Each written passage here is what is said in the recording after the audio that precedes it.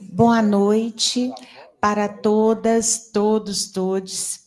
É uma alegria estar aqui, né, nesse momento tão especial, para falar de um livro que foram 3 anos, né, Daniel?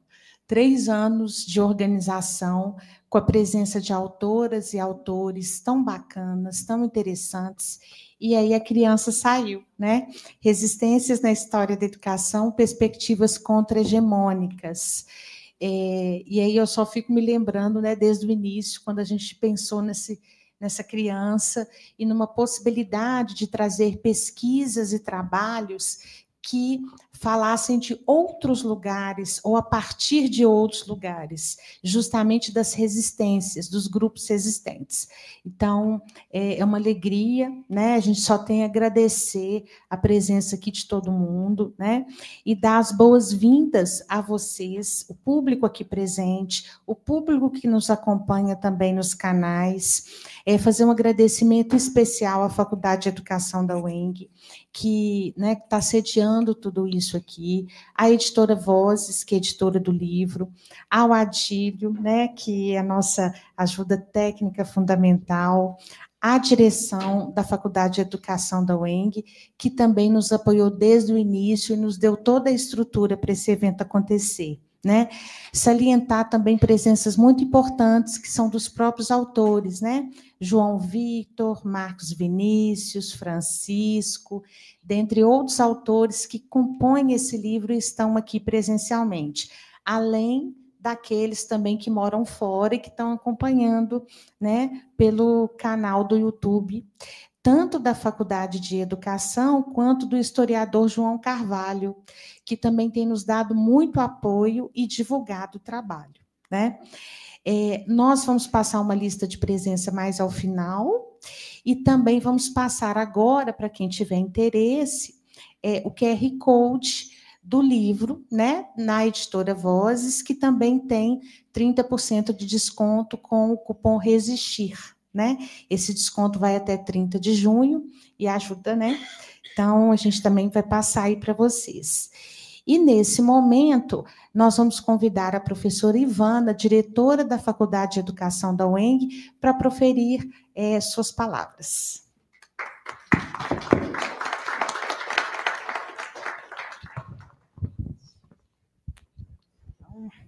Boa noite a todos, boa noite a todas.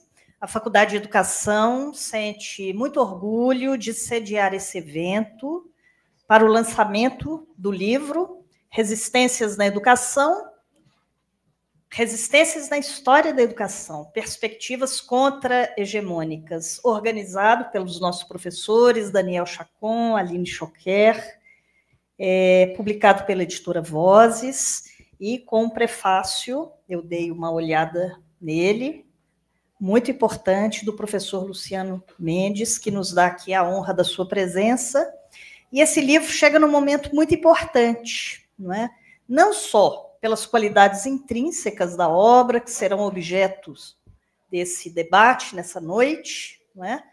Mas porque a nossa universidade, a Universidade do Estado de Minas Gerais, está sob forte ataque do governo do Estado, que, sem escutar a comunidade acadêmica, sem nos dar o direito à voz, está tratando a nossa universidade como um simples ativo para pagamento de dívidas do Estado, não é? Propondo a sua transferência para a União, que já agradeceu o presente e disse que não aceita, porque deseja uma universidade estadual forte, não é? Ou a venda, né, com um desconto de 45%. Né? Então, nesse momento, né, a palavra resistências na história nos mostra que não há uma história única, não há uma narrativa única. Embora muitas vezes ela prevaleça, que é a narrativa dos vitoriosos, dos poderosos, não é? Nós temos que fazer valer a nossa palavra. Não é? Então, enquanto estudantes, somos 22 mil estudantes, professores, somos mais de 1.700, servidores técnico-administrativos, quase 700, não é? Nós precisamos que a sociedade mineira escute a nossa voz e nos ajude na defesa de uma universidade pública, de qualidade, de referência, não é? Então, o livro nos dá motivação, não é? Para saber que nós temos o poder de reescrever e de contar a nossa história, não é? Então, desejo a todos uma excelente noite, que os debates sejam muito produtivos e que tenhamos força na luta que travamos. Obrigada. Bom, é interessante a fala da professora Ivana, porque as existências, elas são históricas e elas também são do presente, né? Aliás, essa escrita parte também do presente. Então, obrigada por tudo, viu, Ivana? A gente queria destacar também a presença das professoras e professores aqui presentes, do curso de História, do curso de Pedagogia, de Psicologia, que estão aqui prestigiando o evento, né? Muito obrigada. E também agradecer o programa de pós-graduação em educação da UENG, que também nos ajudou nessa organização, além deste evento aqui, além da revista CIAS Direitos Humanos e Educação. Bom, nesse momento, então, a gente vai ter uma apresentação instrumental, né, uma apresentação artística, e a abertura da noite será conduzida por acordes livres de palavras, mas cheias de sentido. Uma apresentação instrumental de chorinho, intitulada O Choro é Livre, do trio O Choro é Livre, com a presença dos músicos João Vitor Violino, Lucas Violão e Fabiano Siqueira Pandeiro. Muito obrigada por prestigiar o nosso livro, o nosso evento e a nossa instituição.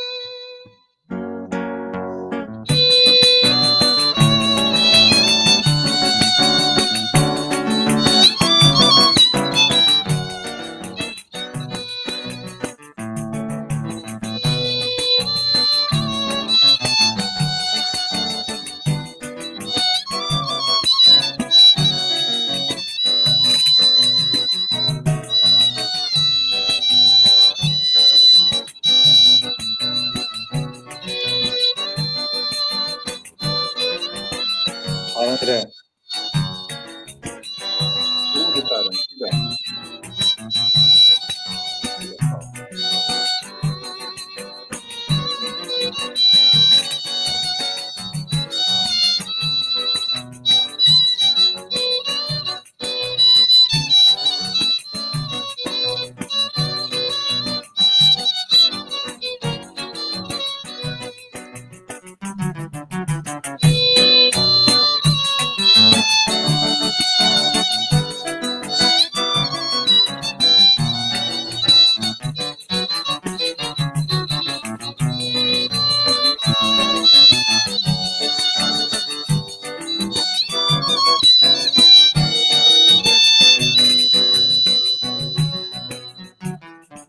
Não, tá, eu tô...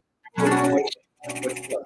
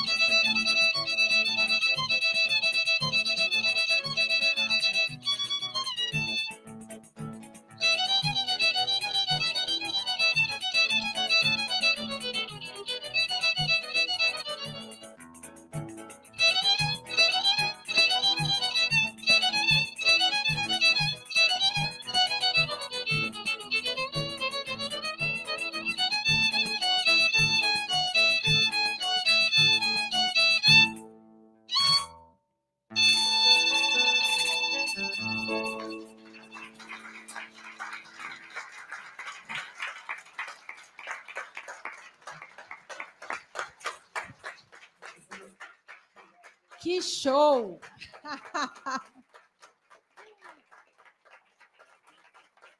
Parabéns! Muito obrigada. Vocês poderiam dizer para a gente aqui as redes sociais de vocês aqui no microfone, porque com certeza nós vamos querer seguir para acompanhar esse trabalho e também as pessoas que estão nos assistindo pela internet. Quais são as redes de vocês?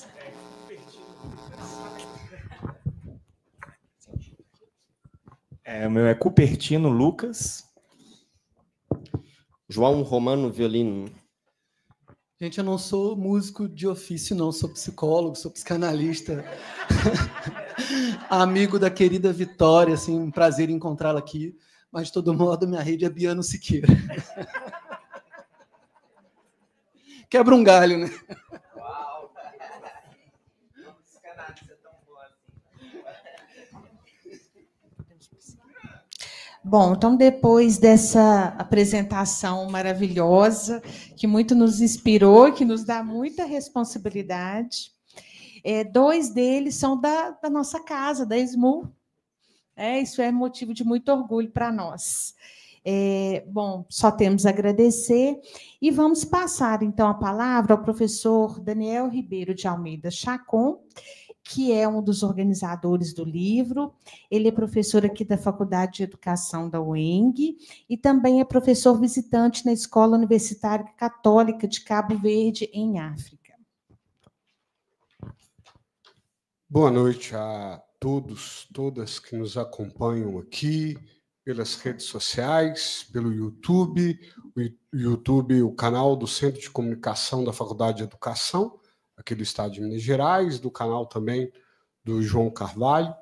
Eu, inicialmente, gostaria de reiterar os meus agradecimentos dentro daquilo que a professora Aline Choquer já tinha anunciado aqui inicialmente. Quero agradecer, né, à Faculdade de Educação, agradecer aos autores e autoras que compõem esse livro, trabalhos assim de muito fôlego, de muita dedicação, fruto de anos de pesquisa, de reflexão, de comprometimento histórico, crítico, social, de luta, de militância, e agradecer à minha colega, companheira, amiga de universidade, de luta histórica, a professora Aline Choquer, que organizou esse trabalho junto comigo, que aceitou esse desafio de anos, né, que até a produção final desse livro. Agradecer também o João Carvalho, que cedeu aí o seu canal para também transmitir, tem apoiado aí o nosso trabalho. Agradecer à editora Vozes, sobretudo a figura da nossa editora-chefe, a Aline, que já há algum tempo tem apoiado tantos outros projetos, que eu aproveito para compartilhar com vocês.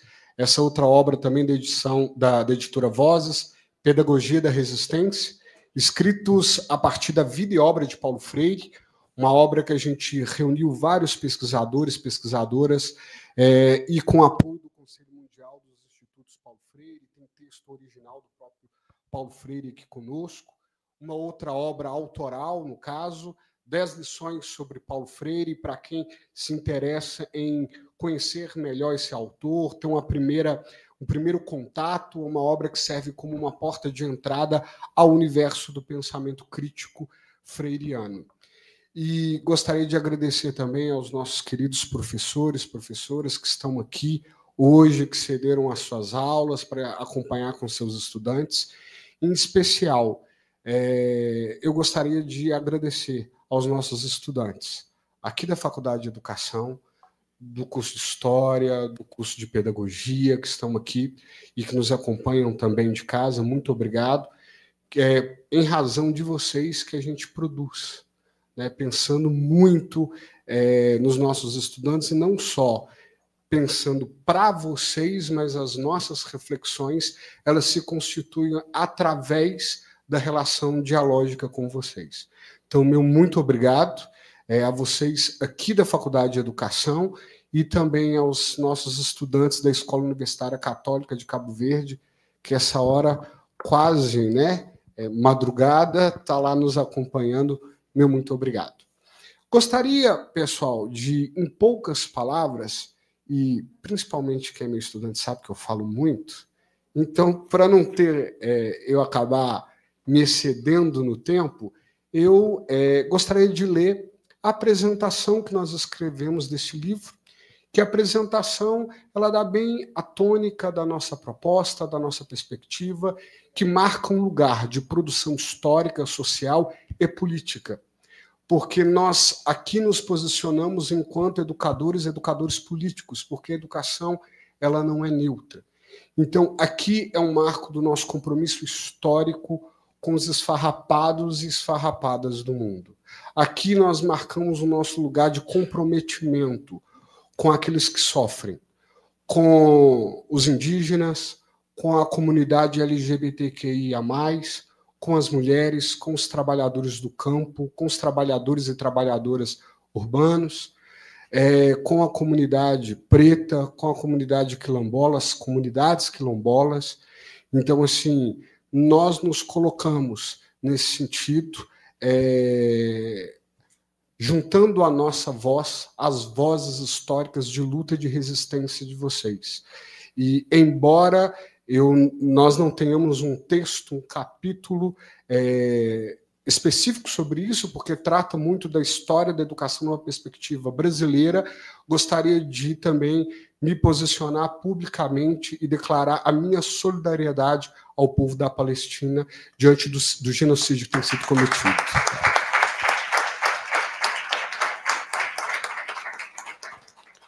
A obra a obra Resistências na História da Educação, Perspectivas Contra-Hegemônicas, reúne uma coletânea de textos que busca repensar criticamente a história da educação no Brasil, evidenciando as vozes daqueles e daquelas que, diante das vicissitudes do tempo, foram relegados à marginalização. Diferentemente das abordagens tradicionais que com frequência priorizam narrativas hegemônicas, esta obra oferece uma reflexão profunda, enraizada na luta e na resistência de diversos grupos sociais, reafirmando a importância de compreender a educação como um espaço político de conflito, resistência e esperança. Sem se render ao reducionismo de interpretações revisionistas, ideológicas, os textos aqui reunidos destacam a centralidade das vivências de resistência das populações oprimidas. Ao invés de seguir os modelos convencionais que colocam as instituições ou os agentes de poder no centro da análise, os capítulos partem das práticas cotidianas de enfrentamento de coletividades que, mesmo diante da opressão, guardam o lume da insurgência e da luta pela dignidade e pelo reconhecimento de suas existências. Os autores e autoras, a partir de suas diferentes perspectivas teóricas e hermenêuticas, oferecem reflexões originais e diversas sobre a história da educação. Essa pluralidade de enfoques reforça o objetivo comum de desvelar a história dos oprimidos e das oprimidas com uma narrativa não apenas de dor e violência, mas, sobretudo, de resistência e esperança. Reconhecida a impossibilidade de abranger a vastidão das vivências humanas, especialmente frente à complexidade das relações sociais forjadas sobre a égide da modernidade capitalista, esta obra efetua um recorte analítico substancial ao contemplar as dimensões raciais, de gênero, sexualidade e classe socioeconômica. Dessa arte, o presente livro não pretende ser um tratado sistemático ou exaustivo, mas, antes de tudo, uma provocação histórico-filosófica e política. Esperamos que os textos que aqui apresentados inspirem leitoras e leitores a aprofundar as discussões e a destacar novas vozes de resistência na história da educação no Brasil, sublinhando a urgência de superar a lógica desumanizadora ainda vigente.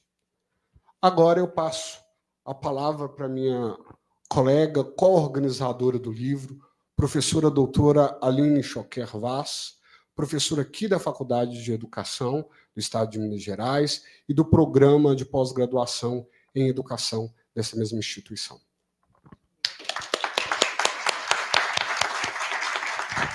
Bom, eu queria dizer da alegria de estar aqui, né? Nós já fizemos os agradecimentos, sobretudo a todos que compuseram essa obra e aos professores, estudantes, professoras que estão aqui, e queria enfatizar, sobretudo, né, assim, que essa obra começou 3 anos atrás.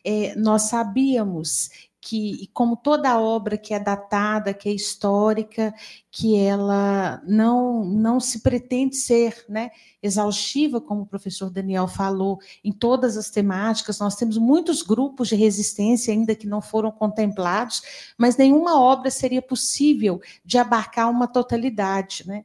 Então, nós tivemos que fazer escolhas mediante esses grupos e ficamos muito felizes, porque nós temos presença de pessoas de vários lugares do país. Então, é uma obra que ela demorou muito justamente por isso, porque nós quisemos contemplar aí estudos de pessoas que falavam de lugares distintos, né, de outras universidades, de vários olhares, para que a gente pudesse fazer uma obra extremamente plural, né?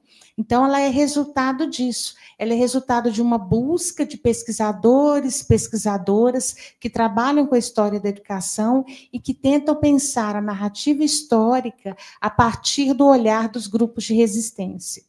Então, nós só temos a agradecer, convidar vocês, né, à leitura, ao debate, enfim, né, a estar conosco aqui e também que ela possa ir ajudar e a contribuir em vários outros estudos e várias outras obras que também tenham a mesma perspectiva, né?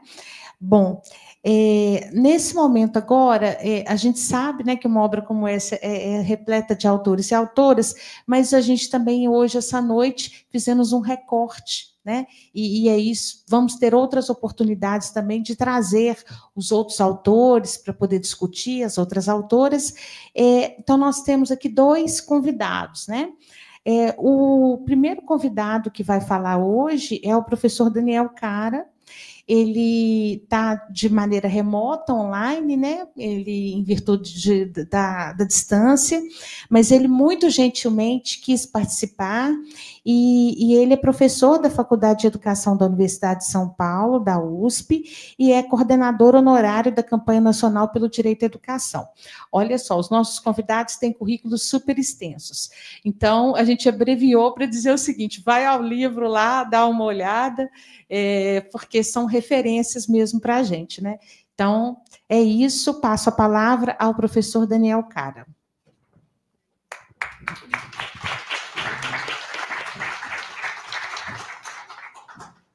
Boa noite, Aline. Boa noite, Daniel. Boa noite, Luciano. Boa noite a todas e todos que nos acompanham pela internet, mas principalmente todas as pessoas que estão presentes aí nessa atividade tão importante. Eu também estou presente na atividade, mas infelizmente de modo remoto, à distância, porque eu gostaria muito de estar aí, mas a vida, agendas, enfim, não foi possível eu me fazer presente. E eu fiquei muito feliz de ter participado desse livro, que é organizado pelo Daniel e pela Aline, e de ter participado junto com um orientando meu, mas que mais do que tudo é um amigo, que é o Caio Marçal, que está lá em Sobral. Já vi que ele está presente aqui nos comentários, não sei se ele está em Fortaleza ou em Sobral nesse momento, mas que tem sido um grande parceiro de reflexão sobre diversos temas que dialogam muito com as agendas de pesquisa do Daniel, que são temas que perpassam algo que tem preocupado todo mundo, mas em especial o debate brasileiro, sobre a questão do ultra-reacionarismo e do papel de um ultra-reacionarismo de ordem religiosa e o impacto que gera na educação. Então, o Caio tem feito esse trabalho de maneira muito presente. Nós tivemos uma chance, que é uma chance muito especial, de falar sobre a questão que eu considero fundamental, que é o tema dos movimentos sociais urbanos e a educação emancipadora, trazendo Paulo Freire como referência. no momento em que o Paulo Freire tem sido bastante atacado novamente no Congresso Nacional. A gente tem conseguido resistir a isso. Aline, Luciano, Daniel, a gente tem conseguido segurar. 2017 era para o Paulo Freire, inclusive, entrar em tramitação a perda do título de patrono da educação brasileira, que foi um título concedido por uma iniciativa da maior prefeita da história de São Paulo, que é a Luiza Erundina, que é uma pessoa de resistência, e é uma pessoa de resistência na história da educação paulistana. É uma mulher incrível, que tem uma obra completamente coerente, né, em termos de legado público. E, naquela época, o Paulo Freire sofreu ataque, a Luiza Erundina, a Anita Freire, e eu tive a honra de acompanhá-las. Nós organizamos um movimento de resistência para manter o Paulo Freire como patrono da educação brasileira, mas esse processo de desgaste do Paulo Freire ele é contínuo. E o Paulo Freire, de certa maneira, a forma como o Brasil trata a obra do Paulo Freire é a própria forma como o Brasil trata a educação, né? Ela revela a forma como o Brasil trata a educação, porque o Paulo Freire é o autor brasileiro mais comentado e menos lido, inclusive, entre defensores do Paulo Freire. Então, ele deixa de ser lido entre os detratores, aqueles que desconhecem a obra e desconsideram a obra do Paulo Freire, mas, ao mesmo tempo, o Paulo Freire, muitas vezes, deixa de ser lido pelos próprios defensores, o que significa, na prática, um paradigma da própria educação brasileira, que é uma educação marcada por um fenômeno social que se fala muito sobre educação no Brasil, e isso eu posso registrar até nesse caso, até com alguma esperança, porque a educação é um problema cotidiano, é debatida de forma cotidiana. Não sei se vocês acompanharam, mas a cidade de São Paulo praticamente parou com o afastamento dos 25 diretores de escolas. Não se falava outra coisa na cidade de São Paulo, por uma medida completamente arbitrária do Ricardo Nunes, e que a gente conseguiu resistir e fazer com que a secretaria fizesse uma nova proposição, um processo de recuo. Mas todas as lutas são muito difíceis, né? Porque o recuo ele é pequeno perante a necessidade, enfim. Mas, de qualquer maneira, a educação gera uma reação da sociedade. A educação é tão importante que, hoje, a extrema-direita se dedica estruturalmente à disputa da educação, e principalmente do sentido da educação, com as 3 grandes linhas de ação: a educação domiciliar, a escola cívico-militar, as 4 agora, né? A escola cívico-militar, a educação domiciliar, como eu já falei, o escola sem partido, e agora surge uma 4ª vertente da extrema-direita na educação, que são os momentos de leitura bíblica ou de proselitismo religioso nos intervalos das escolas. Eu não sei se Minas Gerais vive esse problema, mas a escola do meu filho, que é uma escola pública aqui no estado de São Paulo, já teve um momento de intervalo religioso, e que os alunos se organizaram e conseguiram demover a direção da escola de permitir esse horário, não porque eles sejam contrários à religião, mas que a escola tem que ser laica, não pode ser uma escola que entregue um espaço enfim, de reflexão, um espaço pedagógico para o proselitismo de uma religião.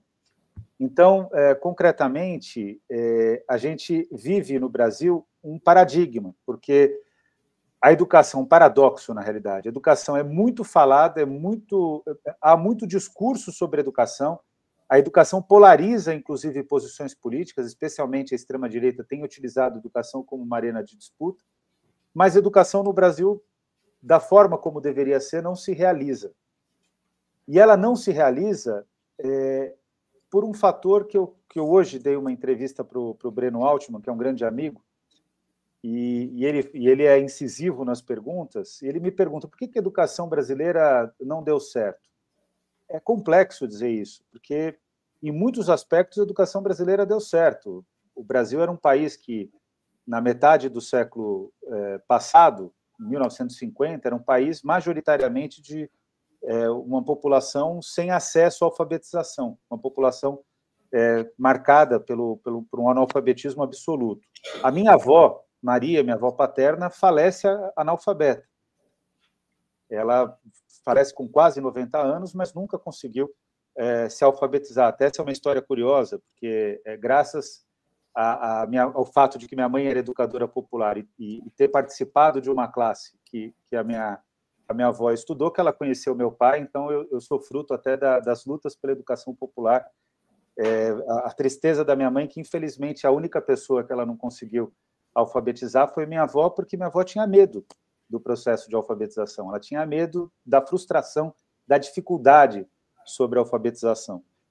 E o que é curioso observar é que, ao mesmo tempo que o Brasil, graças às resistências que são refletidas no livro, graças às lutas sociais, que são tão bem descritas aqui no caso de São Paulo, por exemplo, pela professora Marília Espósito, né, com a luta das mães pela escola, o trabalho do professor Celso de Rui Baizigel, que também é uma referência importante aqui em São Paulo, né, quando ele mostra que desde a década de 30 o povo se organizava para ir para a escola, o que o livro reflete, a luta do movimento feminista, a luta do movimento LGBTQIA+, a luta dos movimentos sociais na cidade, que é um belo artigo, que é escrito pelo Daniel Chacon e por um companheiro, né, um coautor, em que pese toda essa luta, que é uma luta viva e que é uma luta que dá sentido, e que, inclusive, dá sentido para a educação. E o que mais me preocupa, Aline e Daniel e Luciano, né, o que mais tem me preocupado no Brasil é que essa luta pela educação, eu vejo que ela, em alguns momentos, ela vai perdendo força. Isso me deixa desesperado, porque todo dia que eu acordo de manhã, minha grande preocupação é o que a gente precisa fazer para fazer com que esse país seja um pouco mais justo.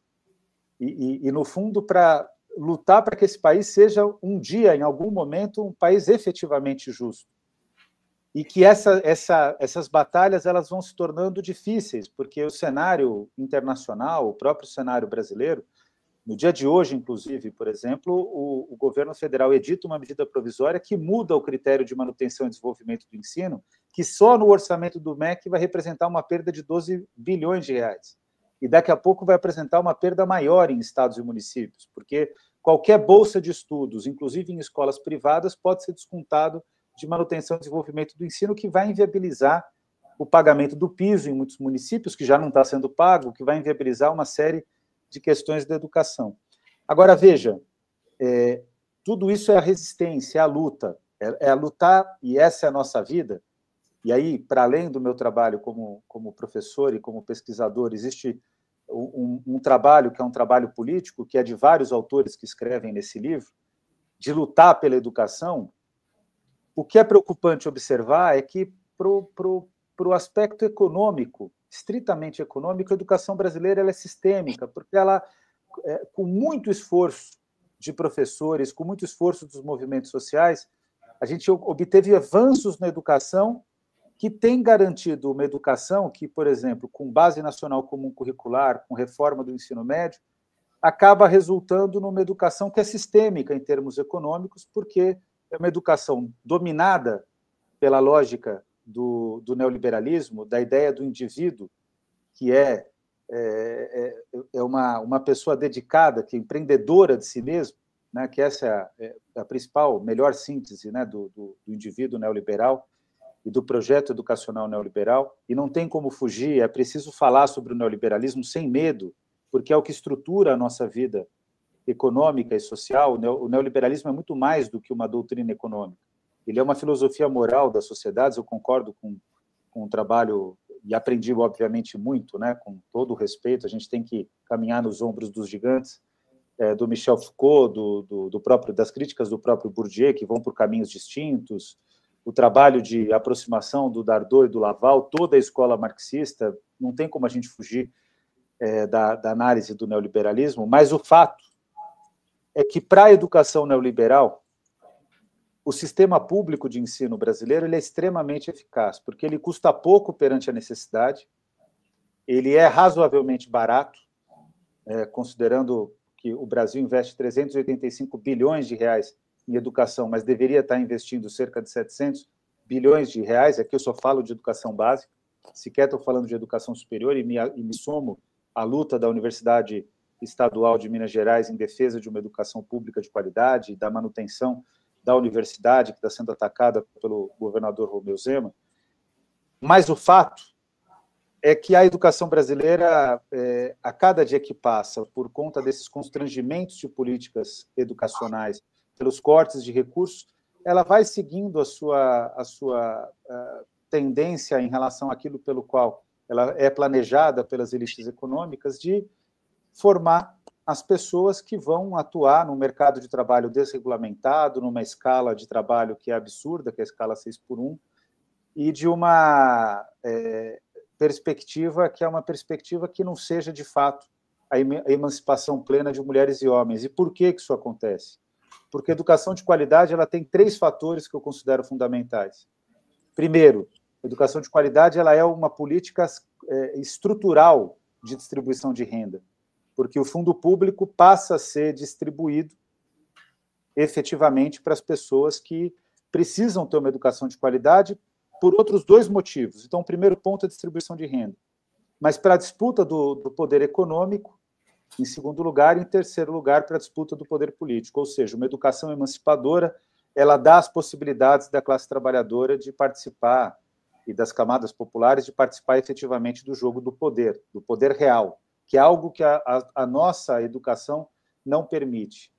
E aí, para entrar aqui no porquê que eu fiz toda essa introdução, o livro ele traz exatamente essa agenda, sem se preocupar em dizer com essas palavras essa agenda, da estratégia da educação como disputa de poder. O livro organizado pelo Daniel e pela Aline, e que eu tive a honra de, junto com o Caio, quero reiterar meu abraço para o Caio, que está aqui acompanhando a gente, eu tive o prazer de participar.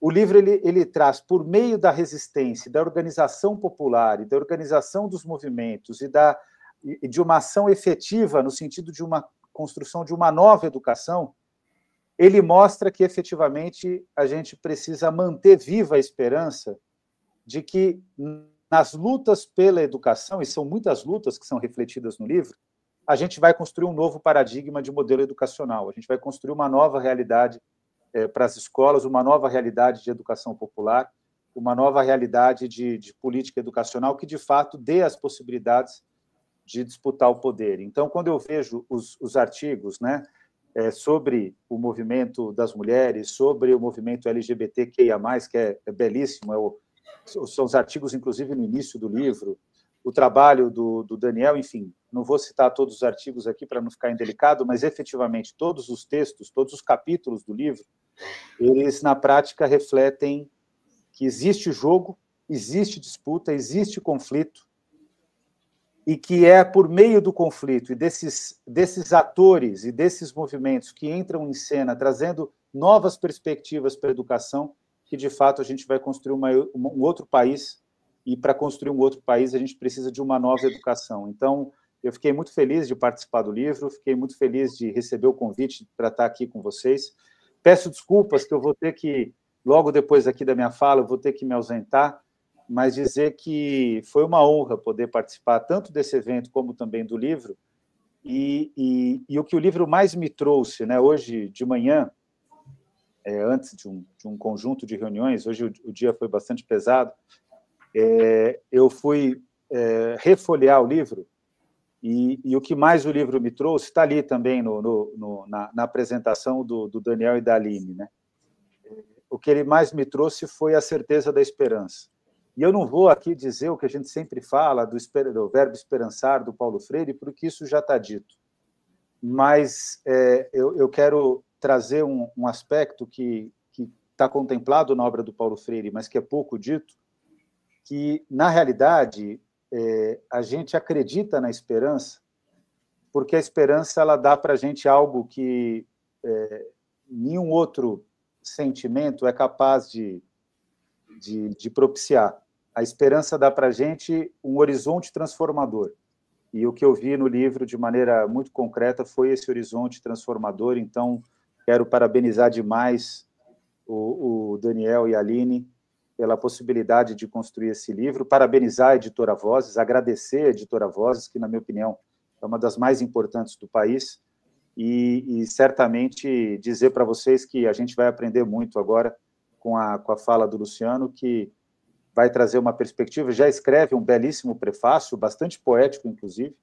Gostei muito de ler o trabalho do Luciano, a forma como ele constrói a compreensão do livro, né, como ele introduz o livro, e quero dizer que eu fiquei muito feliz de poder ter participado dessa obra, porque ela anima esse engajamento que eu vou ser sincero para vocês, eu preciso todos os dias. A gente está debatendo agora o Plano Nacional de Educação, e esse tipo de trabalho me faz ficar revigorado, porque eu sinto que existe luta, né? E se tem gente lutando, significa que a esperança, além de ser um horizonte transformador, além de dar essa possibilidade de um horizonte transformador, a esperança também reside no fato de que a gente não está sozinho nessa briga e nessa batalha, né? Pelo contrário, tem muita gente junto conosco. E as coisas só mudam no mundo com muitas pessoas organizadas com um objetivo comum de transformar o mundo e de construir uma nova possibilidade de humanidade. Então, muito obrigado pela oportunidade de estar aqui com vocês, já vou encerrar minha fala, passar novamente a palavra para vocês e dizer que eu vou ter que me ausentar por conta de compromissos aqui em São Paulo, mas eu estou muito feliz, né, com esse trabalho, com esse evento. Muito obrigado, Daniel e Aline, muito obrigado também para o Luciano e para todas as pessoas que estão presentes aí nessa atividade, aqui no nosso chat, que está bastante interessante, aqui bastante gente participando.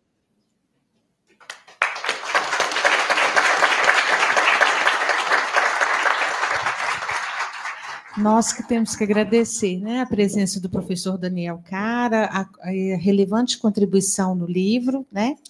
E agora, então, nós vamos passar a palavra ao nosso prefaciador, o professor Luciano Mendes de Faria Filho. O professor Luciano, ele é aposentado, professor aposentado da UFMG, aposentou no final do ano passado, é um aposentado fresquinho, e o professor, ele é uma referência na história da educação, né? As pessoas que estudam história da educação sabem a relevante contribuição que o professor Luciano tem e dá para o campo, e não só para o campo, mas para as humanidades, para a área da educação de forma geral. Então, é uma honra tê-lo aqui, e é uma honra tê-lo como nosso prefaciador, né? Então, eu vou passar a palavra para ele e fique à vontade, professor.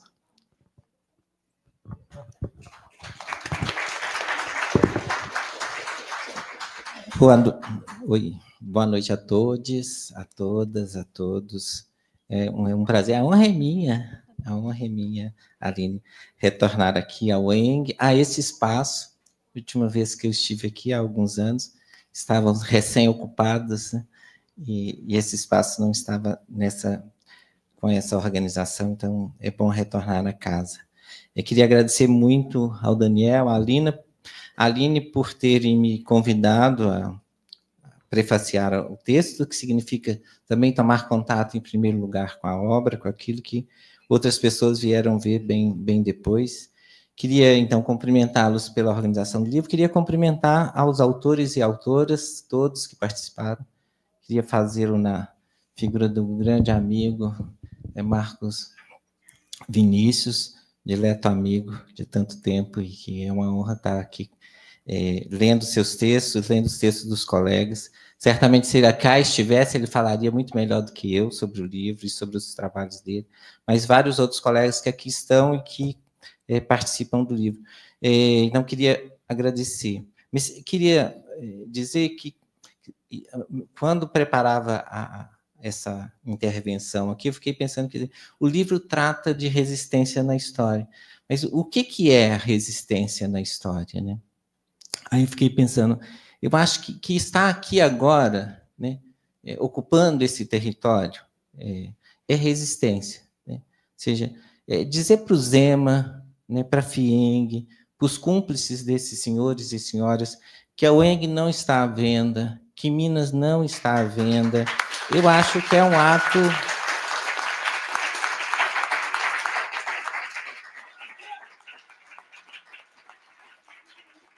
Eu acho que é um ato fundamental de resistência, né? E quando a gente fala de resistência na história, é aquilo que o Walter Benjamin dizia, que é justamente nesses momentos de perigo que cabe ao historiador e à historiadora fragá-los, né, no sentido de trazê-los para nós. Eu diria também que estar aqui, nesse território, lançando um livro, nas condições que a gente tem hoje de pesquisa e pós-graduação, é resistência. Né? Seja a CAPES, o CNPq, a FAPEMIG, as nossas instituições, todas estão nos impondo pequenos textos de revista, né, de exposição. Organizar livro não rende nada para os colegas. Publicar capítulo de livros, muito menos. Né? E fazê-lo nessas circunstâncias é muito importante. Muito importante. A gente sabe que na área das humanidades o livro tem um lugar muito especial. A gente não pode abrir mão deles. É resistência também abrir o evento com esses nossos músicos fantásticos, né? Assim, eu achei muito interessante a forma, né? Geralmente, de um modo geral, coloca os músicos, as músicas, os dançarinos fazerem a apresentação e depois a abertura. E a gente fez a abertura antes, né? Ou seja, inclui a apresentação musical, inclui a performance dentro do evento, e a gente sabe que esse acorde, né, que faz vibrar a corda e o corpo, né, que nos acorda, né, que bate também nos cordes, né, nos corações, eles são absolutamente centrais se a gente quer pensar uma educação na resistência, pela resistência e com a resistência. Não é possível resistir sem arte, sem música. Então, queria, de novo, agradecer e parabenizar os colegas. Porque essa corja que está aí, né, tem uma expressão latina que fala zema et caterva, né? Et caterva. Esse bando que está aí, tudo que eles querem fazer é que a gente fique cada vez mais triste, né? Que a gente não se alegre, que nossos corpos fiquem amuados, né? Uma vez conversando com uma pessoa do avião, eu falei, por que tem voos que eles diminuem tanto o ar? Né? Então, assim, diminui tanto o ar porque os corpos com frio tendem a se encolher, corpos quentes tendem a se expandir. E você já imaginou todo mundo andando no avião? Né? Todo mundo diz, não, esfria, porque esfria, você encolhe e fica lá no seu cantinho, não dá bola para ninguém. Quer dizer, o que esses sujeitos querem é que os nossos corpos sejam assim, né? E as músicas nos fazem vibrar num outro diapasão, nos fazem brilhar de outra forma, que é fundamental. Eu disse no prefácio que eu gostei muito do livro, por muitas e muitas razões. Eu vou pegar uma delas aqui e vou para conversar um pouco. Isso não desmerece as outras inúmeras razões, porque o livro deve ser lido, porque é importante ler o livro, mas uma que me chama muito a minha atenção e que, de alguma forma, eu estou muito envolvido com ela agora, que é o livro faz aquilo que eu tenho debatido, escrito, que é liberta a educação da sua forma escolar. Né? Ou seja, o livro, quando fala da educação, não fala só de escola. Isso é central. Né? A educação na sua forma escolar é muito recente na história da humanidade. E, ao longo da sua história, a humanidade se educou-se. Né? Veio sendo educada e produzindo educação. A escola é muito recente. E a questão, acho que é importante, em que momentos da nossa história a gente passou a considerar a educação escolar a educação? Né? Sempre brinco com as minhas alunas de pedagogia, brincava, né? Brincava com as minhas alunas de pedagogia, que é muito interessante você ver, logo depois da proclamação da República, o Ministério chama Ministério da Instrução, Correios e Telégrafos. 40 anos depois, quando ele foi criado o Ministério da Educação e Saúde. Quer dizer, que transformação é essa que faz com que o Ministério que lida com escolas chama educação, né? E o da cultura depois vai aparecer lá na frente com outra coisa. Então, acho que é uma pergunta importante, porque a escola definitivamente não é toda a educação. Mas é um investimento muito importante que hoje cada vez mais se investe para fazer a gente acreditar. É muito interessante como os principais empresas desse país, as principais empresas, os principais bancos desse país, que fazem tudo para destruir a vida da população brasileira. E eu dizia, não só a população humana e não humana no Brasil. Tudo, a Vale, né? O Itaú, a Fiesp, a Fieng, todas essas pessoas falam que a educação é importante. Com uma mão, ela fala que a escola é importante, e com a outra, ela destrói a possibilidade da população usufruir da escola. Todos são a favor da escola, mas são contra a Bolsa Família. Todos são a favor da escola, mas é contra férias, 13º, direito trabalhista, sindicato, tudo isso. Ou seja, tudo isso que garantiria que as novas gerações de filhos de trabalhadores e trabalhadoras, aquilo que o Daniel estava falando, os deserdados da história, pudessem usufruir do direito à educação, você solapa de um lado, você retira, você destrói. Destrói a floresta e depois vai falar que vai dar escola indígena. Destrói a agricultura familiar e vai falar que vai dar escola rural. Né? Eles não falam escola do campo, nem escola rural. Então, veja, isso é fundamental, eu acho, que a gente pensar. Por que que os mesmos sujeitos que muitas vezes fazem grupos, fundações, etc., estão hoje encastelados, em boa parte, no Ministério da Educação, né, nas nossas secretarias, defendem tanto a educação, fala da escola, fala da escola, fala da escola. Veja, a primeira reforma que o Zema fez, de fato, foi as duas reformas, trabalhista e previdenciária. E quem acompanhou a reforma trabalhista sabe que um dos objetivos fundamentais da Fiesp, ou seja, do Grupo de São Paulo, articulado com o Temer, era destruir os sindicatos. Era destruir os sindicatos, acabar com os sindicatos, que historicamente têm sido aqueles, por mal, por bem, têm sido a resistência à destruição capitalista. A gente fala assim, o capitalismo nunca foi democrático, nem mesmo o liberalismo. Quem fez minimamente capitalismo, alguma democracia, foram os movimentos de subsídio, foram os movimentos de resistência, não foi. Então, pensar nessa perspectiva, eu acho que o livro nos ajuda, que aí é pensar, então, a escola é absolutamente central na sociedade contemporânea. A gente viu, durante a pandemia, que a escola não funcionar, não funciona nada, gente. É claro que durante a pandemia, mas, de fato, se você coloca as crianças, tira as crianças, jovens e adolescentes da escola, não funciona nada, não funciona. O mundo tal como a gente está organizado hoje não funciona. Ela é central. Nessa perspectiva, a gente tem que pensar a escola sempre como estruturante da vida social. Mas não é só por isso que a escola é importante. A escola hoje é a mais capilar das instituições públicas. São em torno de 180 mil unidades escolares em todos os territórios. Fico brincando. Tem mais boteco, tem mais igreja do que escola. Tá?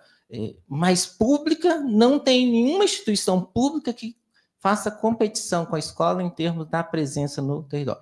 Não tem nenhuma instituição pública que tenha tantos profissionais trabalhando nela para organizar, inclusive, a resistência à sua destruição. Não é à toa que as pessoas combatem tanto a escola, combate a ideia de que a gente tem que ter concurso, tem que ter estabilidade, porque quem é, gente, que organiza hoje. Reapareceu aí um senhor esses dias, né, falando que Minas não está à venda. Justamente aquele que organizou a venda há alguns anos, Minas não está à venda. Quem é que foi, de fato, que organizou a resistência a esses sujeitos nos territórios mineiros, nas Minas e nos Gerais? Foi o Sindiúti, foram os sindicatos de professores locais. Não foi mais, infelizmente, o sindicato dos metalúrgicos, não foi o sindicato dos bancários. Quem fez a resistência? Como que você faz que uma deputada do PT tenha lá em Pocrane, que é a minha cidade, quase 10% dos votos válidos? É porque tem um sindicato, tem as pessoas que estão lá discutindo. Como é que você faz essa resistência capilar? É porque o sindicato dos professores estão lá, que os professores estão lá, malgrado as dificuldades que as professoras de educação básica, as professoras trabalham, é a profissional de resistência, não há outro, não é a polícia militar, né, que desgraçadamente continua a alvejar os corpos com alvo muito claro, não há bala perdida, né? Ou seja, são balas muito bem direcionadas. Não são as outras instituições públicas que estão lá. Então, estou dizendo isso tudo para dizer da importância da escola. Mas, por outro lado, isso é o que eu queria argumentar, a escola não é tudo. Se a gente der escola e não der terra, se a escola não tiver tempo, a ideia de que vamos colocar as crianças, todas as crianças na escola em tempo integral, não funciona. A gente quer mais tempo, os pais não quer trabalhar de segunda a segunda, e agora não querem trabalhar de segunda a sábado, querem trabalhar de segunda a sexta, ou fazer como a minha filha falou, quem sabe a gente podia estudar no sábado e no domingo e folgar os outros dias, né? Então, nós queremos tempo para viver, né?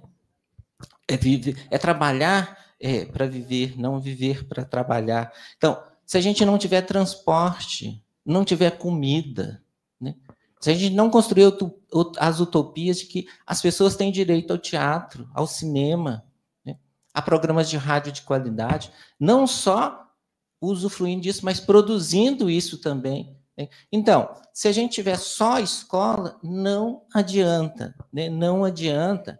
E mais do que isso, gente, não é só porque a gente está retirando direitos fundamentais de todos nós, é porque a escola é insuficiente, inclusive para essa formação que, historicamente, a gente tem dado às crianças e adolescentes.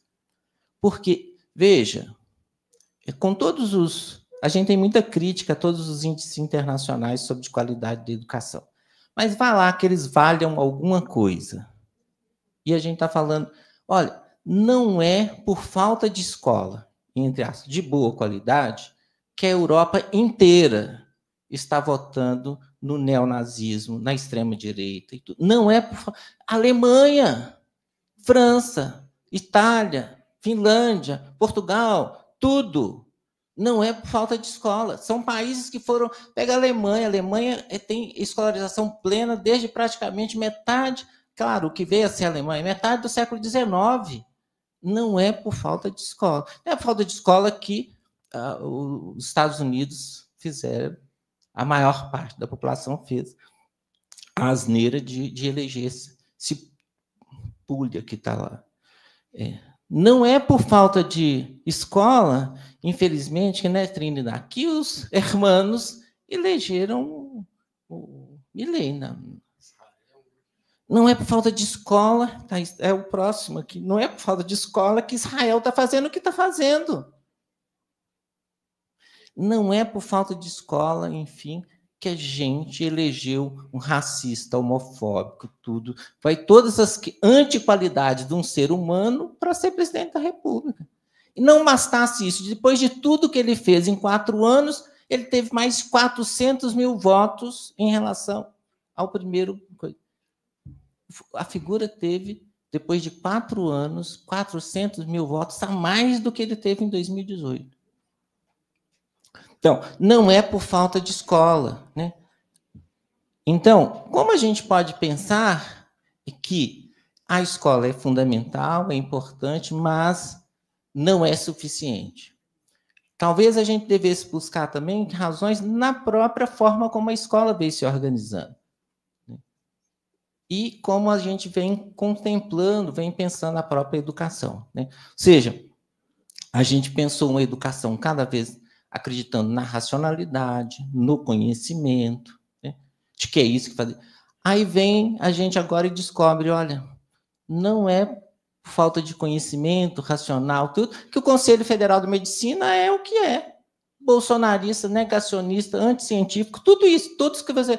Não é por falta que aqueles doutores são o que são. Ou seja, não é... Aí entra uma questão absolutamente central para nós que lidamos com a educação escolar, com a história da educação escolar, que é, ora, aquela promessa de que quanto mais a gente tivesse conhecimento, necessariamente a gente agiria melhor, não funciona. Claro, o Nietzsche já tinha falado, Freud falou, Foucault falou, todo mundo fala, mas a gente está vendo, olha, não, conhecimento é fundamental, é importante, mas não basta, né? Há outras dimensões da nossa vida, por isso que é preciso que a gente, me parece, e o livro ajuda muito a pensar, que outros lugares ocorre a educação. Que educação disruptiva são essas? Que a escola deve necessariamente dialogar e que, por razões históricas, não tem dialogado, né? Nós banimos a arte da escola, literalmente. Né? Literalmente. Hoje a artes é um arremedo, um cantinho. Como diz, você precisa fazer reunião com os pais, você tira aula de artes ou de educação física, mas porque essa é uma questão fundamental. Nós acreditamos piamente, passamos a acreditar a ideia de que a nossa razão nos guiaria. E agora a gente está vendo que, cada vez mais, que deu no que deu. Né? Sinto muito dizer, né, os caras estão destruindo o planeta, não é por falta de conhecimento e ciência. Pelo contrário, é aplicando a ciência mais refinada. E aplicando a ciência mais refinada, vão destruir. Né? O livro do Ayrton Krenak, sintomaticamente, né, é ideias para adiar o fim do mundo. Né? Eu estava vendo a fala dele com o Davi Copenau. O Davi Copenau, olha, os espíritos estão reunidos para ver se ainda tem volta. Porque o choro generalizado, o sofrimento generalizado dos espíritos, porque eles estão vendo que estão chegando no momento que não há volta mais. Né? Isso significa, Amazonas, a gente tem muito olhar para o Amazonas, né? O Cerrado, todos os estudos para o Cerrado, que é o nosso bioma mais complexo, mais rico, etc., está dizendo, olha, nós estamos chegando a uma situação insustentável e de que não ter volta no Cerrado. Não é só lá, né? É aqui do nosso lado, junto conosco. Então, como a gente pensar, então, uma história da educação dessas resistências com essas resistências? Como pensar uma história da educação que faça vibrar os nossos corpos, né? Da música, da dança. Não é possível, gente, a gente imaginar que nós vamos formar novos meninos e meninas, né? Rapazes e moças, a gente vai lá, todas as pessoas da população LGBTQIA+, dando a elas só, permitindo matemática, linguagem, ciência, etc. Se a gente destruir as formas de organização autônoma da população, dos coletivos de cultura, etc. Então, pensar nessa perspectiva, e eu acho que o livro ajuda muito a pensar, os movimentos sociais são os principais educadores na população brasileira, são os principais defensores dos direitos. Como pensar, então, uma história da educação que se relaciona diretamente à educação promovida pelos movimentos sociais, pelos sindicatos, pelos partidos? Gente, quanto mais a gente embarca nessa ideia de que os partidos não têm valor, quanto mais os partidos nos levam nesse lugar onde a gente está. Quanto mais a gente fala que a política não vale nada, quanto mais os políticos nos levam. Quanto mais eu acredito que o Zema não é político, mais a política do Zema nos leva. Ou seja, como que a gente vai fazer para formar meninas para entrar na política? Nós temos, no conjunto, em torno de 15% a 16% de mulheres eleitas para cargos eletivos no Brasil. Executivos, então, cai muito mais. O México, a última legislatura, dava 50%. E o México não é um paraíso para as mulheres, a gente sabe. Não é um paraíso para as mulheres. Mas lá estava assim, aqui já com 15%. Então, como é que a gente vai apresentar às meninas a possibilidade de virem a ser prefeitas, deputadas, tudo isso? Com a violência que graça. Não vai ser só na escola. Tem que abrir esse espaço. Como que a gente vai chegar nos partidos, nos sindicatos, nos movimentos sociais, os mais diversos? A gente tem que acreditar na força dessa educação. E é justamente por isso que ela é tão combatida. Enquanto não houver partido, você compra um partido como o PL. Né? Não estou falando que os partidos são... Mas você compra. Né? Quando vai em sindicato, você fala que o cara deve ser empreendedor de si mesmo. E assim caminha a humanidade. Então, se a gente não conseguir pensar a educação nesses, que eu estou chamando libertada dessa forma escolar, a gente vai continuar achando que a escola é a solução. E, historicamente, ela não demonstrou que ela tem esse poder, não parece ter esse poder, enquanto as outras formas de educação que ocorrem estão fora, podem ser articuladas em torno... Toda a discussão que tem sido feita hoje sobre o MST, a agricultura familiar, não só como forma de produção, como forma de solidariedade, né, de troca de saberes, de favorecimento e de reforço de certas epistemologias, questão do agrotóxico, por exemplo. Isso não é só um investimento financeiro, não é só um produto, é uma epistemologia. Dizer que é possível cuidar da alimentação nossa sem usar veneno é uma disputa epistemológica fundamental. Sinto muito, não vai ser na escola dominada por esses sujeitos que nós vamos fazer isso, ou não vai ser só na escola. Acho que fica melhor assim. Ou seja, fortalecer essas formas de educação que ocorrem junto com a escola, ao redor da escola, no mundo social, é fundamental. E acho que a leitura do livro nos expande as perspectivas, né? Expande, ao expandir o nosso passado, né? Ao estudar mais o nosso passado, ao ampliar o arco de experiência, né?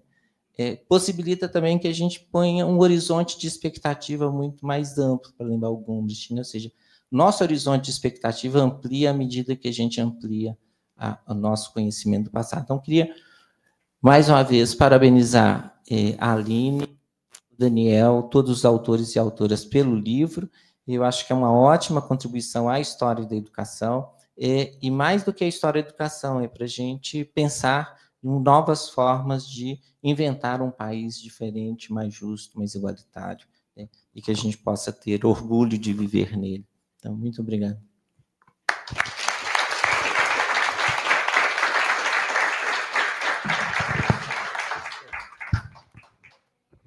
Bom, nesse momento, alguém deseja fazer alguma questão, alguma colocação sobre as análises feitas? Sim? Aí a gente pediria só para vir aqui na frente, porque como tem transmissão, aí ajuda para quem está assistindo. Boa noite, pessoal. Boa noite, os professores. Eu sou Jonas aqui da pedagogia, e o professor, ele citou a palavra, né, da nossa organização sindical, que é o Sindiúd. E nós, no discorrer, né, dessa resistência, que é a proposta do livro, nós fizemos 112 dias de greve. E dos pilares da greve era justamente antecipar esse momento que a gente está perpassando. Nunca na história de Minas, ou até mesmo do nosso país, um governador desafiou o universo do saber, que é a produção de conhecimento da universidade.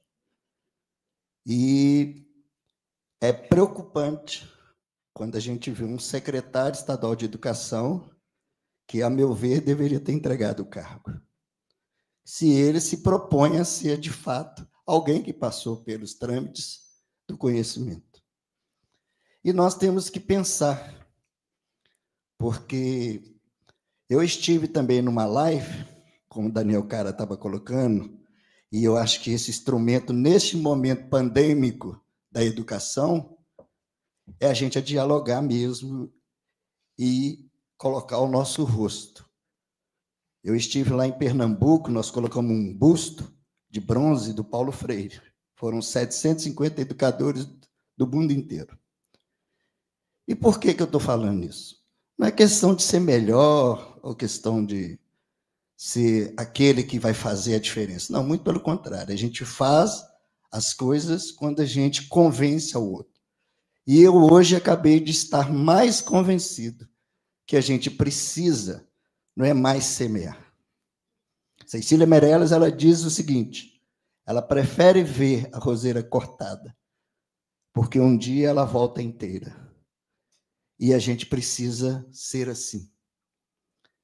O neoliberalismo que vem hoje, ele vem com muita força, ele vem com muito ódio, tanto que está atacando a universidade. Eles não estão brincando de fazer política, eles já estão fazendo a política. E com muita veemência. Então, essa noite, ela tem que trazer para nós não só o ardor da esperança, mas a semeadura da mesma. É, de fato, andar de mãos dadas. A gente precisa juntar. Porque se a pedagogia hoje, eu tenho falado muito com os colegas de sala, ela é muito mais além do que a formação da educação infantil que muitos pensam que são, e não é. Os autores que aqui foram colocados também defenderam e já previram esse tempo. Olha, são mais de 2 séculos, pessoal. Então, essa noite, no meu modo de entender, é como a noite de Natal. Quando minha neta pergunta, Papai Noel não existe? Eu falo para ela assim, Papai Noel existe. Ela fala, mas cadê o Papai Noel? Eu falo, eu sou o Papai Noel. Por quê? Porque a gente colore a casa da gente, para quê? Para que cada cor daquela ali seja também cada pedrinha que a gente vai recolher nesse caminho. E a travessia não é fácil. Eu passei da década de 80. Nós lutamos pela democracia deste país. E não foi fácil. Tanto que eles tentando voltar. E cabe a cada um a gente perder esse aspecto político partidário e compreender muito mais, ser suprapartidário. Porque o que está em jogo, gente, não é só a UENG. O que está em jogo é o destino da nossa nação. E assim eu encerro. Muito obrigado.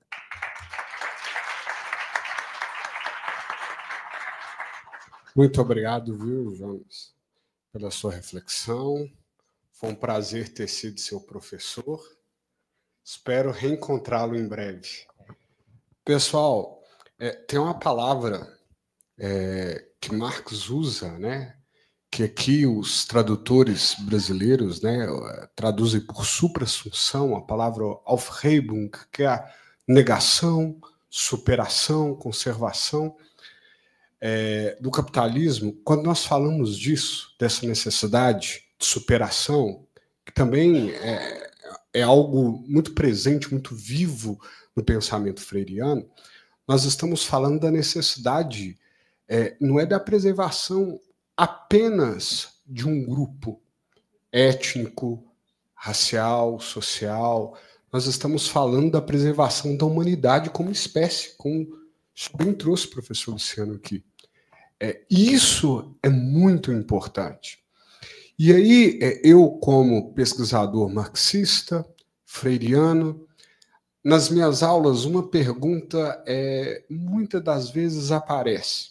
E, às vezes, os estudantes, ao fazer essa questão, fazem um pouco reticentes, receiosas, que é assim, mas, professor, muito legal que você está falando aí de crítica do capitalismo, da necessidade de superação disso, ok, mas e aí? Você acredita mesmo? Você acredita mesmo daqui 5 anos, daqui 50, daqui 100? Às vezes, parece que a gente dá um passo para frente e 50 para trás. Parece que é o plano JK invertido. Parece que em 4 anos a gente retrocede 40, 50. E aí, professor, vale a pena permanecer lutando? Você acredita mesmo que vai mudar? Olha para o Brasil. E aí eu falo assim, olha, como historiador, eu vou te dizer o seguinte. Nós, do campo da história, não gostamos muito de fazer predição, de dizer o que vai ser daqui 50 anos, daqui 100 anos, porque a gente não tem bola de cristal. Eu não sei. Eu espero viver para ver a Revolução Brasileira. Mas eu não sei se eu vou viver para isso. Mas uma coisa eu sei. Eu, enquanto viver, vou estar ao lado dos que sofrem. Enquanto eu viver como educador social político, como pesquisador social político, estou ao lado da classe trabalhadora, estou ao lado dos oprimidos e oprimidas neste país e nesse mundo. Se eu vou ver os frutos disso, se isso de fato dará os frutos, eu não sei. Só sei de uma coisa: não quero ficar do outro lado, mesmo que o outro lado permaneça como um lado vencedor.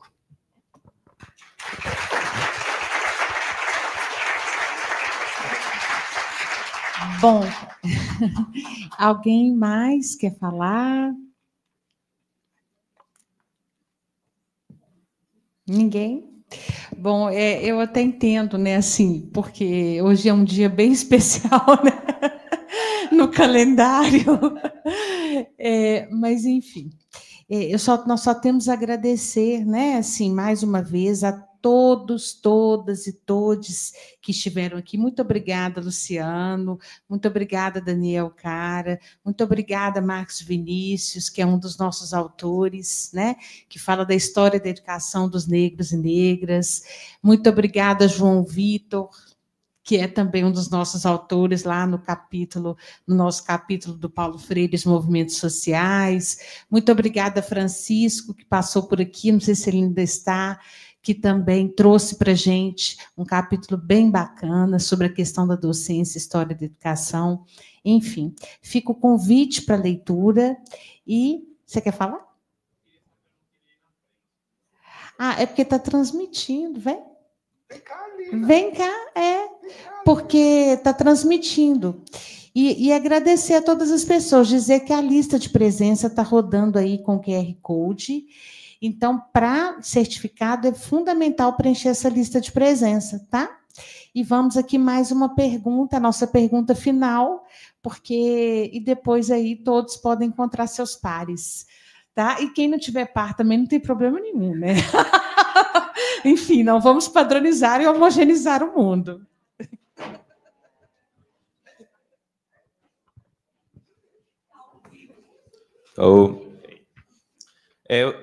Nossa, que estranho. Eu posso falar sem microfone? Não, não posso falar. Ok. Meu nome é Alina, eu sou da pedagogia. Eu sou da pedagogia e eu queria fazer um questionamento. Apresentar todas essas questões sobre o capitalismo, a sociedade onde a gente vive e os avanços da extrema-direita. Estava discutindo com o Rafael ali, que também é da pedagogia, que quando a gente reflete sobre os direitos que foram conquistados anos atrás na União Soviética, por exemplo, e que foi mais de um século, né? Porque a gente faz um questionamento de por que isso não acontece hoje em dia. Porque quando eu imagino o futuro, eu imagino que vai ser um avanço mais fácil. Mas a gente estava refletindo de quando mais tecnologia surge, é mais tecnologia na mão da classe dominante para dominar a sociedade em si, né? E aí eu queria fazer um questionamento de por que é tão complicado convencer as pessoas de se organizarem os movimentos sociais, mesmo elas estão sendo oprimidas, né? E tendo consciência disso. Não só porque a escala 6x1, né? E todo o esforço e dominação que é feito com a gente, ao ponto de a gente não ter energia para sequer pensar, e isso é tudo um projeto, como que a gente pode enfrentar isso para conseguir combater toda essa ideologia né, e toda essa questão? Muito obrigado,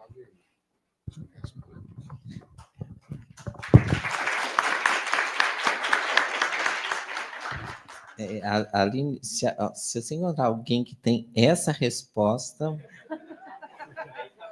tá?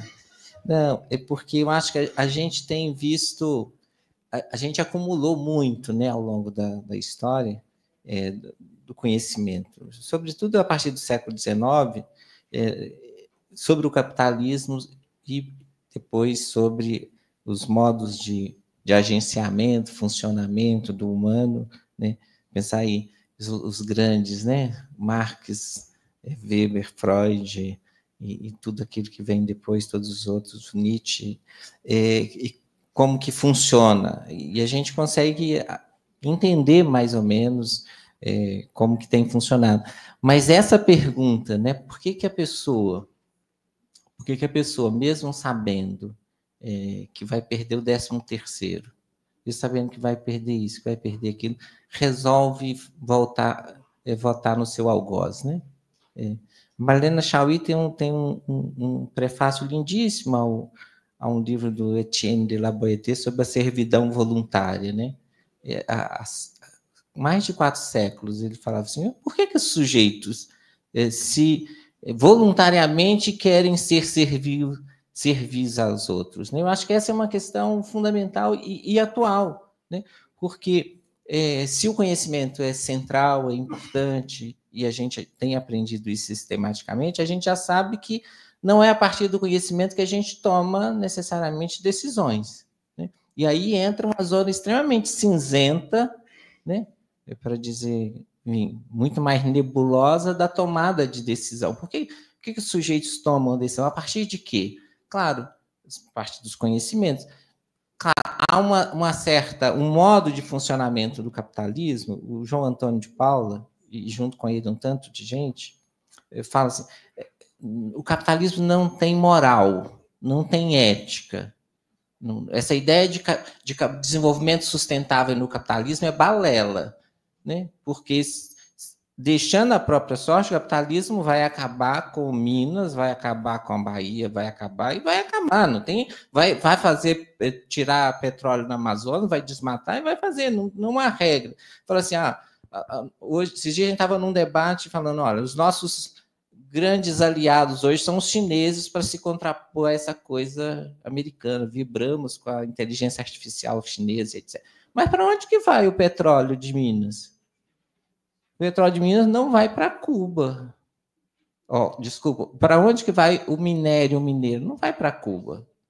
Em boa parte, a destruição disso que a gente está falando, que é commodities que foi exportado também para a China. Ou seja, não há, gente, nesse sentido eu acho que é importante.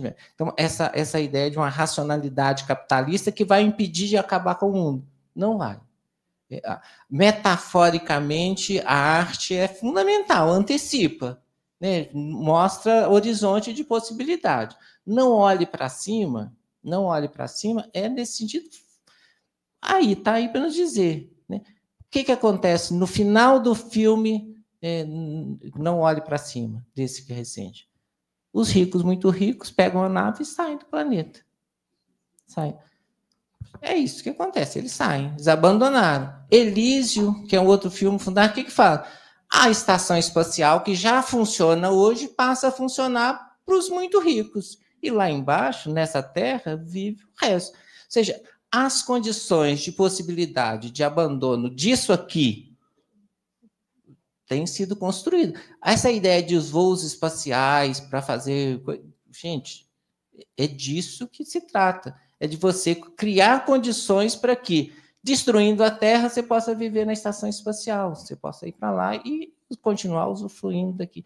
Quer dizer, isso é um vaticínio, vai acontecer, né? O Daniel fala, ninguém sabe, né? Inclusive, com essa loucura que a gente tem hoje da inteligência artificial, a gente pode simplesmente, daqui uns anos, quem sabe amanhã ou hoje mesmo, sim, você tem arsenal atômico para destruir o planeta. E se entra coisa lá, destrói. Então, não tem nem história para contar depois. Estou falando nesse sentido, nessa perspectiva mais ampla, né, de como a gente pensar. Em termos das tomadas de posições, eu acho que uma das questões mais fundamentais para pensar a sociedade brasileira, que tem sido apontado por muita gente, é como que no Brasil o medo e a culpa são elementos fundamentais de tomada de decisão. As pessoas são medrosas. Nós somos medrosos. E não é sem razão, gente. Desde que esse país, desde que esse território foi invadido, é uma matança só. É uma matança só. A gente está saindo de matança a matança. Então, ter medo faz parte do nosso imaginário, da nossa Constituição, e boa parte das decisões a gente toma com medo. Né? Medo. E o medo é um péssimo orientador de tomada de decisão. A outra é a culpa. Então, aí você pega com esses sujeitos que têm tomado posição, culpados e medrosos, o que você quer? Um herói que vai te salvar, por exemplo. E não importa se esse herói é um... Veja, É impressionante você ver a clivagem de votos de Lula e Bolsonaro. É impressionante. Pega Zema e Lula em Minas. Zema ganhou de lavada, Lula ganhou. Veja, como é que você vai explicando, como é que você vai entender essas pessoas? Quer dizer, então, essa ideia é um pouco que eu acho que a gente precisa explorar mais para poder, inclusive, dialogar com as pessoas. Por que as pessoas têm medo? De que elas têm medo? Pegar uma questão bem próxima do nosso mundo da pedagogia. Por que as professoras da educação básica, da educação infantil, têm medo da sexualidade das crianças? Por que fazem o que fazem com as crianças quando as crianças se masturbam, por exemplo? De que elas têm medo, essas mulheres que lidam com essas crianças? Bate, tortura, queima, põe pimenta. Gente, se você vê o rol de maldades que os adultos fazem com as crianças porque elas estão tirando prazer, é infindável. De que tem medo essas pessoas? De que culpa padecem essas pessoas que tomam essas... Se a gente não chegar nesse nível de discussão, a gente vai continuar atribuindo simplesmente... É a senhorinha do WhatsApp, etc. Ou seja, você tem todo um conjunto muito expressivo de organizações no mundo inteiro, e aqui a FIENG, por exemplo, que organiza para entronizar esses sujeitos, e depois vai falar que é a tiazinha do WhatsApp que votou nesses casos. Aí culpabilizar, mais uma vez, as camadas populares pelo pacto da FIENG. Não foi a tia da esquina que pôs aquilo lá, foi a FIENG, foi os maiores industriais desse país que fizeram isso. Depois culpar a tia da esquina, eu acho que é, de novo, culpabilizar as camadas populares ou seja, ela vira atroz, né? O algoz, ou seja, a gente tem que avançar, eu acho, no campo da educação em relação a isso. Conhecimento, debate público, a racionalidade é central. Mas se a gente não distender os corpos desses sujeitos, se a gente não trouxer outras formas de racionalização, outras formas de representação, como a das artes, não tem saída, não será com mais e mais racionalidade que nos trouxe até aqui que a gente vai sair. Como é que tem um livro que tem um título, não se sai de árvore por meio de árvore, né? Ou seja, não é dando mais racionalidade que nós vamos sair disso que a razão nos trouxe até aqui.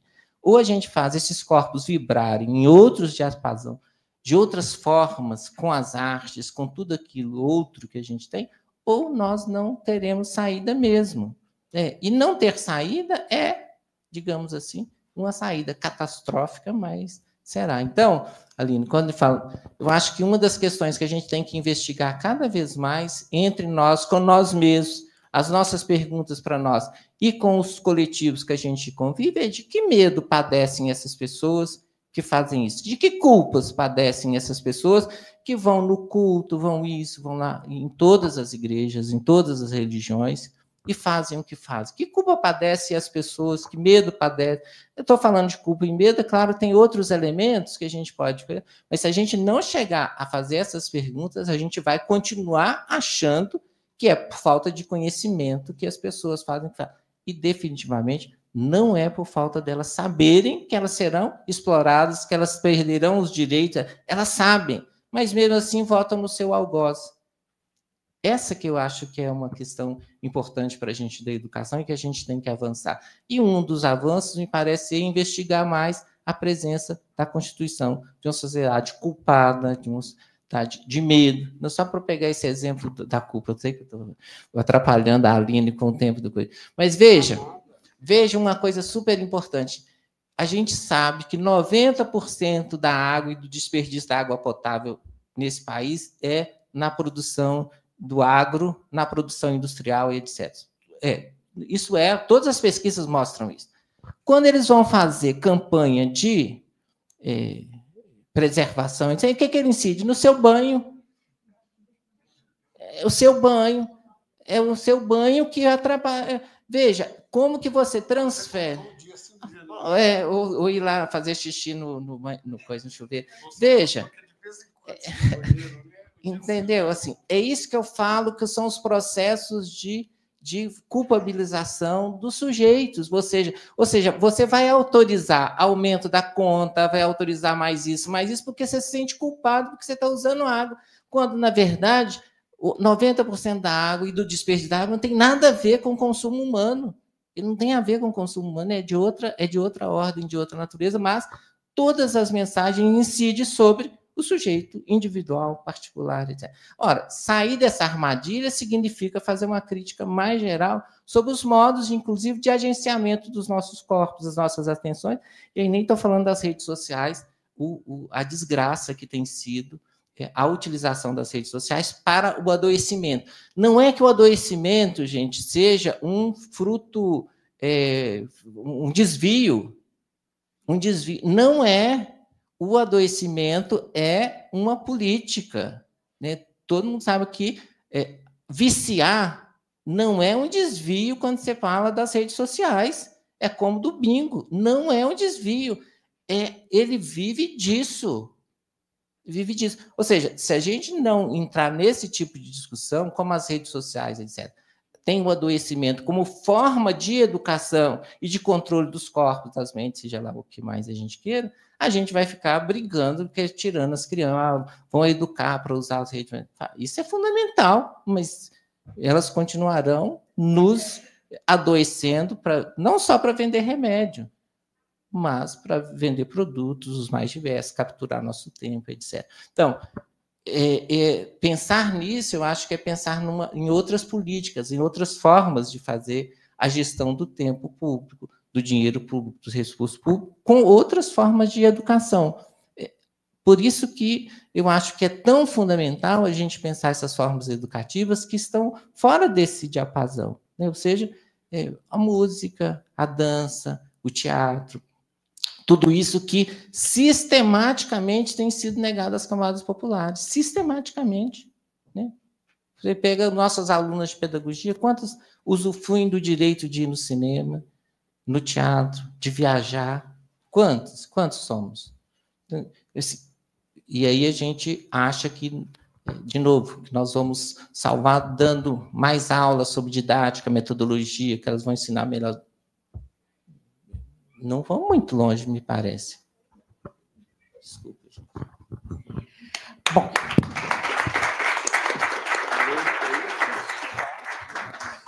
Bom, vamos agradecer, então, a presença de todos, todas, todos. Muito obrigada. Agradecer ao Adílio, né? Obrigada, Adílio. Ao SENC, na figura do Luciano, que nos ajudou nessa transmissão, ao canal do historiador João Carvalho, enfim, aos professores e professoras aqui, estudantes. Você quer falar, Aline? Ah, sim, o livro ele está à venda pelo site da Editora Vozes por meio desse QR Code. E tem um desconto de 30% usando o cupom RESISTIR. Tá? Muito obrigada, gente. Boa noite.